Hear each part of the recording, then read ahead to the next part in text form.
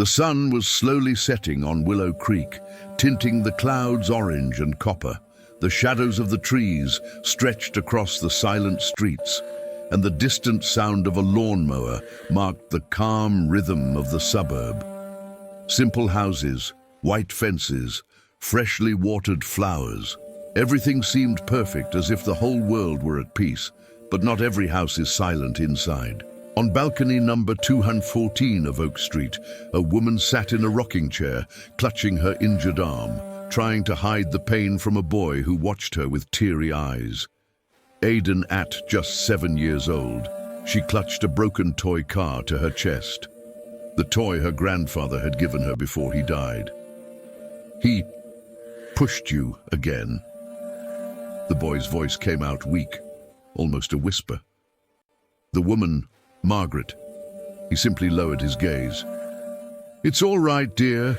Go play." But all was not well, and Aiden knew it. Inside the house, the sound of a bottle being opened broke the monotony of the late afternoon. Rick, Margaret's new companion, was the type of man who made sweet promises when sober and nightmares when drunk. Since her husband had died, Rick had offered to help, but only brought anger, noise, and fear. When the scream echoed, Aiden didn't wait. He ran out into the street barefoot, with the stroller in his hands and his heart racing. The hot asphalt burned his feet, but he didn't stop. Tears mingled with sweat and dust. He just wanted to find someone who could make him stop. And that's when he heard it. A different sound, deep, metallic. A roar that seemed to come from the bowels of the earth. First one, then another, then several. Engines. The wind carried with it the scent of gasoline and freedom. 6 motorcycles rounded the corner of the main avenue, their chrome gleaming in the golden light of the setting sun. Black jackets reflected the emblem of an angel with open wings on their vests, the name Hell S. Angels stitched in red letters. Ahead, a tall man with a short grey beard rode a black Harley with silver stripes. His gaze was hard, but not cold. His name was Cole Acero, known to his friends as Steel. He wasn't the kind of man people expected to find in a neighborhood like that, and yet fate seemed to have guided him exactly there. When he saw the boy standing in the middle of the street, his eyes red and the toy car in his hand, Cole braked, dust rising around them. "Hey, little one," he said in a hoarse, firm but gentle voice. "What's wrong?" Aiden couldn't speak. He just pointed with a trembling finger toward the house at the end of the street. Cole followed the boy's gaze. From the balcony, you could see Margaret. She was sitting there trying to get up, while a tall, sweaty, drunk man shouted behind her, holding what was left of a broken bottle. Cole turned off the engine. Behind him, the other motorcyclists did the same, their roars fading until the silence weighed heavily. The neighbors began peeking through the windows. Curtains moved, doors opened slightly. Cole handed his helmet to Aiden and stood up, walking slowly. Each step echoed like a muffled thunderclap. Rick stopped yelling when he saw him climb the stairs. "Who the hell are you?" the voice slurred, heavy with alcohol and menace. Cole didn't answer immediately. He just looked at Margaret, and she looked away, embarrassed to be seen like that. "I'm just someone who heard what I shouldn't have," he finally replied. The tone wasn't aggressive, but it carried a weight that made Rick take a step back. The other motorcyclists lined up behind Cole, motionless, like a wall of steel. None of them said a word. They just watched, attentive.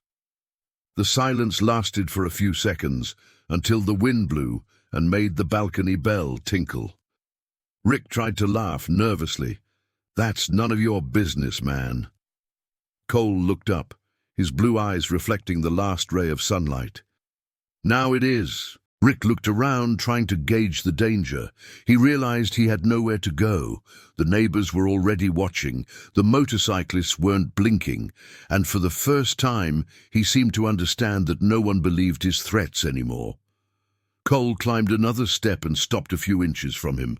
Listen carefully, Rick. The only thing weaker than a man who hurts a woman is a man who thinks no one will see him do it. Rick opened his mouth, but said nothing.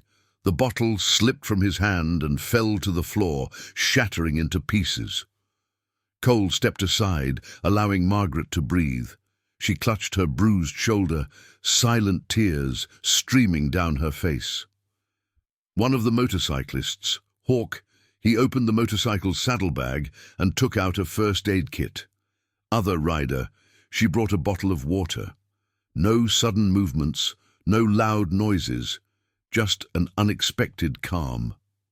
Rick stumbled down the steps. "Go away," Cole said without shouting. "Now!" Rick hesitated, looked around, saw the stairs and left. The sound of his truck echoed down the street until it disappeared around the bend. Margaret broke down in a sob. Cole knelt beside her, helping her to sit up carefully. "You're safe now," he said, looking at Aiden, who was watching everything a few meters away. "And you were brave, kid." Aiden ran to the balcony and grabbed onto Cole's leather jacket. "I just wanted him to stop," she murmured. Cole placed his hand on his head. "Sometimes the world needs someone small to do what the big ones forget. Ask for help." Margaret tried to smile. "You didn't need to get involved," she said, her voice trembling. Cole replied with a slight, tired smile, "Madam, no one should have to live in fear." While the paramedics were on their way, the Hells Angels helped to get Margaret into the ambulance. The neighbors watched in silence, the kind of silence that arises when witnessing something greater than one understands. Aiden sat next to Cole on the sidewalk, the toy car in his hands. "He's not coming back, is he?" the boy asked. Cole looked at the horizon, the sun already disappearing. "No. And if you go back, you'll find more than you bargained for." The boy smiled shyly. It was the first smile in that house in a long time. Cole took a deep breath, his chest heavy, yet light at the same time. When the ambulance left, he got back on his motorcycle. Before starting the engine, he looked at Aiden, who was watching him with bright eyes. "Thank you, sir," said the boy. Cole nodded and replied, "No need to thank me, kid. Sometimes the road takes us exactly where kindness is needed." The engine roared. The motorcycles roared in unison once more, their sound echoing throughout Willow Creek. But that sound wasn't a threat. It was a promise that somewhere there were still men willing to fight for what is right, not with their fists, but with their hearts.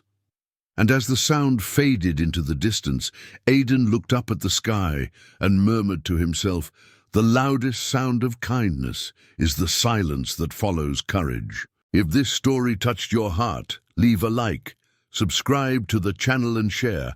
The world needs to see that even the most feared can have the noblest hearts. And if you found this story powerful, just wait until you see the next one.